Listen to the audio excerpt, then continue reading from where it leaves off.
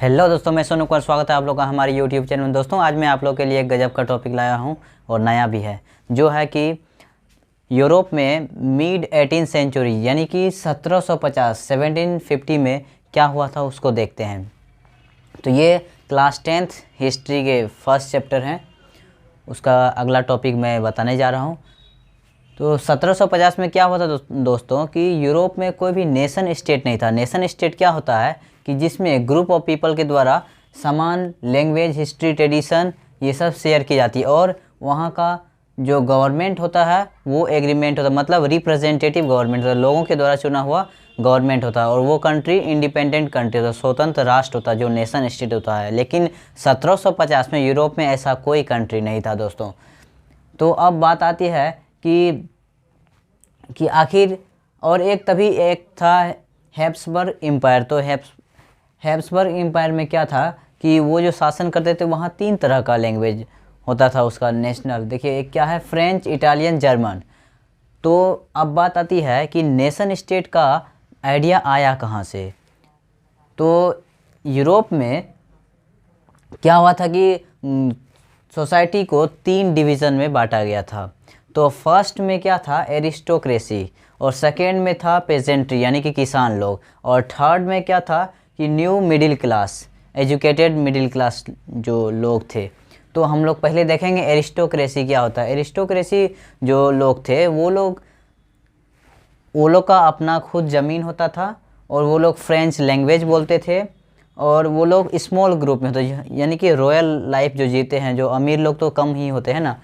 और वो लोग जो है मैरिज जो करते थे वो फैमिली से ही होता था, फैमिली कनेक्टेड होता था, जैसे कि अपने ही कस्टम में, कल्चर में वो शादी करते थे। और दूसरा क्या था कि वो लोग एक समान सब यूनाइटेड वे में जीते थे, मतलब रॉयल लाइफ जीते थे, बहुत अच्छे से जीते थे। अब है क्या दोस्तों, पेजेंट्री। पेजेंट्री मतलब होता है किसान लोग। किसान लोग का ज़्यादा जनसंख्या था, मेजर पॉपुलेशन था, और वो लोग जो है क्या होते थे, वो दूसरे उसका ज़मीन देखते थे। और एरिस्टोक्रेसी का जो लैंड होता था उसका देखभाल ये पेजेंट लोग करते थे, किसान लोग करते थे। और थर्ड ग्रुप जो था उसमें दोस्तों क्या था कि एजुकेटेड मिडिल क्लास। उसमें कौन कौन आते थे कि industrialist, businessman, teachers, lawyers, clerk, doctor, ये सब आते थे।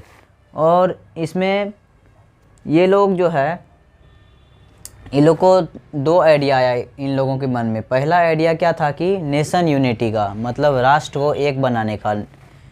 तो उसमें वो लोग सोचे कि ऐसा राष्ट्र हो जिसमें कि common culture, language, tradition, history ये सब हो।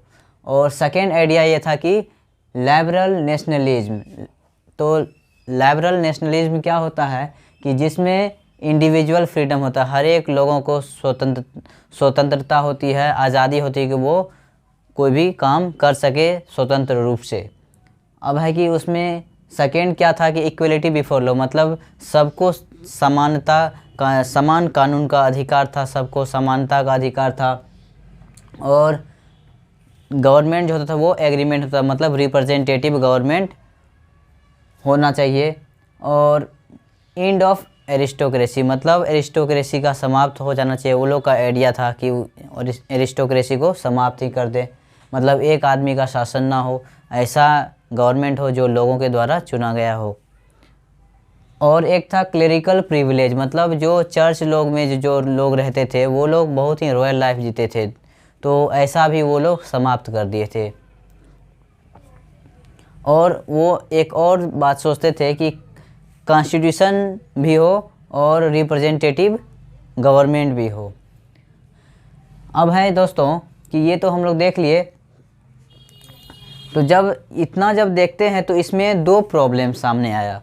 क्या सब, एक कि जो लोग 21 मेन जो 21 ईयर्स के होते थे वही वोट डाल सकते, और जो प्रॉपर्टी होल्डर होते थे, जिसको ज़्यादा संपत्ति होता था, वही वोट डाल सकते थे। वोमेन को कोई अधिकार नहीं था।